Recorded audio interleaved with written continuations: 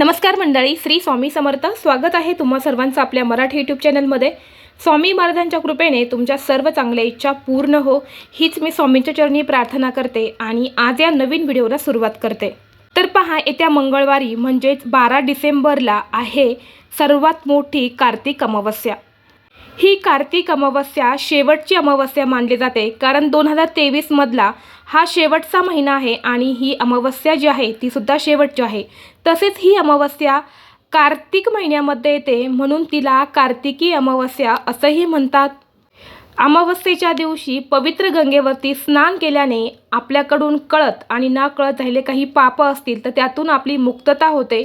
त्याचप्रमाणे आपल्या जीवनात काही सुख समृद्धी प्राप्त होते आणि सर्व अडथळ्यांपासून मुक्तीसुद्धा मिळते. म्हणून या अमावस्येला आपल्याला आवर्जून पवित्र गंगेवरती स्नान करायचं आहे. त्याचबरोबर आपल्याला शक्य होईल तेवढं दान देखील आपल्याला आपल्या मनोकामना पूर्ण करण्यासाठी करायचं आहे. त्याचबरोबर या दिवशी आपल्याला जास्तीत जास्त आपल्या पितरांची सुद्धा सेवा करायची आहे. यामुळे पितरांच्या आत्म्यांना शांती आणि मोक्ष प्राप्त होतो आणि पितृ हे आपल्यावरती प्रसन्न होतात आणि आपल्याला सुखी संसाराचे भरभरून आशीर्वाद ते देत असतात. योगायोगाने ही अमावस्या मंगळवारी आलेली आहेत, यामुळे या दिवसाला सौभवती अमावस्या असंही म्हटलं जाईल.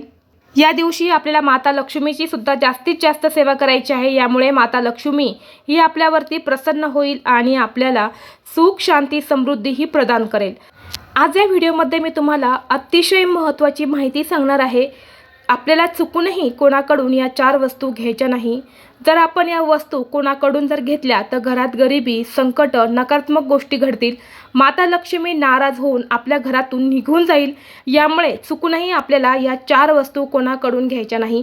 अशा कोणत्या 4 वस्तू आहे हे तुम्हाला मी या व्हिडिओमध्ये सांगणार आहे. त्यामुळे व्हिडिओ हा शेवटपर्यंत पहा. चॅनलवरती नवीन असाल तर सबस्क्राईब करा आणि असेच माहितीपूर्ण व्हिडिओ पाहण्यासाठी बेल आयकॉनला प्रेस करा, म्हणजे जेव्हा कधी मी नवीन व्हिडिओ अपलोड करेल त्याचं नोटिफिकेशन सर्वात अगोदर तुम्हाला भेटेल आणि तुम्ही एक पण व्हिडिओ मिस करणार नाही. तर पहा, पहिली वस्तू म्हणजे केरसुणी. आपण स्वच्छता करण्यासाठी झाडू किंवा केरसुणी ही वापरली जाते. समुद्र मंथनातून जी रत्न बाहेर पडली त्यासोबत अलक्ष्मीसुद्धा आली होती आणि केरसुणी आणि कावळा ही तिचे चिन्ह आहेत. आणि यामुळेच पहा, अमावस्येला आपण माता लक्ष्मीचं पूजन केलं जातं आणि या दिवशी घरात नवीन झाडू व केरसुणी ही आपल्याला आणायची नाही किंवा आपल्या घरातली केरसुणी जी आहे ती सुद्धा कोणाला झाडण्यासाठी द्यायची नाही. ही केरसुणी तुम्हाला दुकानातून सुद्धा आणायची नाही. जर आपण या दिवशी नवीन झाडूची खरेदी आपल्या घरामध्ये करून जर आणली, विकत आणली, तर देवी लक्ष्मी जी आहे ती आपल्यावरती नाराज होते. तिचा नकारात्मक प्रभाव जो आहे तो आपल्या घरावरती होतो, आपल्यावरती होतो असं सांगितलं जातं. म्हणून या दिवशी आपल्याला चुकूनही केरसुणी ही आपल्या घरामध्ये आणायची नाही.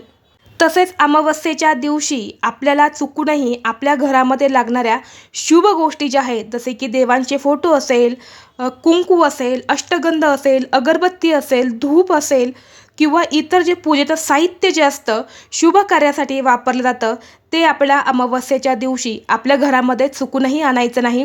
मार्गशीर्ष महिना लागणार आहे 2 दिवसानंतर लगेच, म्हणून आपण मंगळवारच्या दिवशी जर तुम्ही खरेदी करणार असेल की जसे काही पुस्तक घेणार असेल, माता लक्ष्मीचा फोटो घेणार असेल, तर या दिवशी तुम्हाला चुकूनही या वस्तूंची खरेदी ही करायची नाही.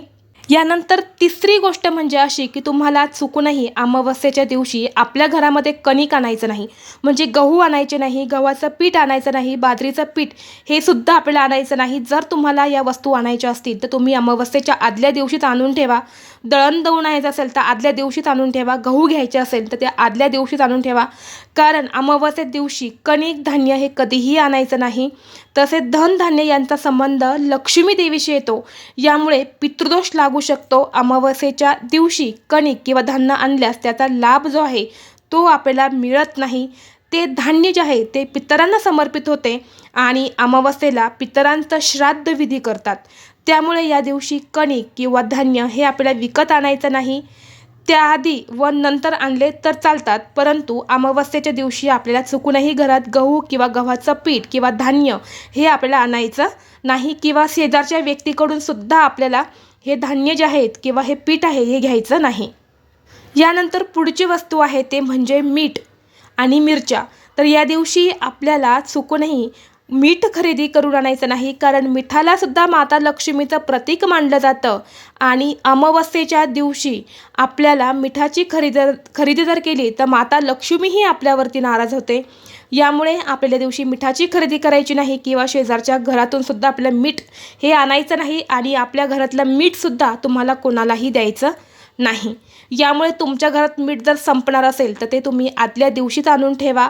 मिरच्यासुद्धा आपल्या घरातून कोणाला द्यायच्या नाही किंवा बाहेरून आपल्याला मिरच्यासुद्धा खरेदी करून आणायच्या नाही।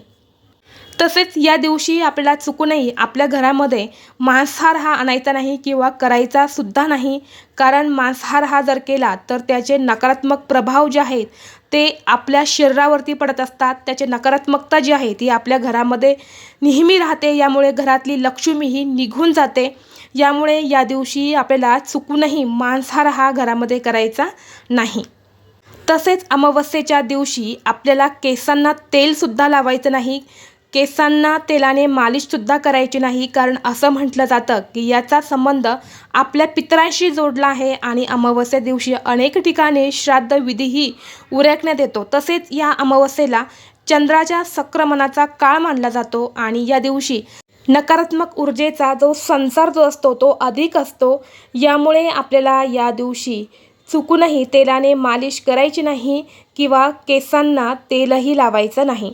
तर या सगळ्या गोष्टी ज्या आहेत त्या आपल्याला आवर्जून या दिवशी लक्षात ठेवायच्या आहे। ही अमावस्या खूप महत्त्वाची आणि मोठी अमावस्या मानली जाते, यामुळे आपल्याला जास्तीत जास्त गोष्टी या लक्षात ठेवून करायच्या आहे। तर तुम्ही या 4 वस्तू तुम्हाला कोणाकडून घ्यायच्याही नाही आणि कुणाला द्यायच्याही नाही। जर तुम्हाला हा व्हिडिओ आवडला असेल तर व्हिडिओला लाईक करा, चॅनलवरती नवीन असाल तर सबस्क्राईब करा आणि असेच माहितीपूर्ण व्हिडिओ पाहण्यासाठी बेल आयकॉनला प्रेस करा आणि हा व्हिडिओ आपल्या मित्रपरिवारासोबत शेअर करा। चला तर मग भेटू असंच पुढल्या एका नवीन व्हिडिओमध्ये। तोपर्यंत सर्वांना श्री स्वामी समर्थ।